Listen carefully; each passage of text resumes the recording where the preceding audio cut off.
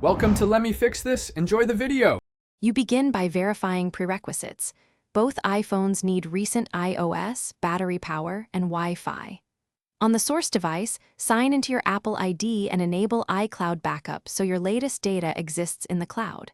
Now, power on the new or reset iPhone, and when the Quick Start screen appears, hold the devices near each other. You'll see an animation. Scan it with the source phone.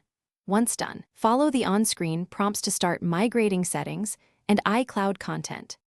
Once the initial handshake completes, you decide how to move data, restore from an iCloud backup or transfer directly device to device. Restore from iCloud is simpler if you already backed up. Direct transfer can include device settings and is faster on local networks. On the options screen, pick the specific iCloud backup you want. This controls apps, photos, messages, and keychain restoration. Make sure both phones stay unlocked and on Wi-Fi. Progress can pause if you switch networks or lock the devices. You wrap up by letting the new iPhone finish downloading apps and media from iCloud. This may take time depending on size and connection. Make sure you sign into your Apple ID again so iCloud services and purchases reappear, and reauthorize apps that need passwords or two-factor authentication.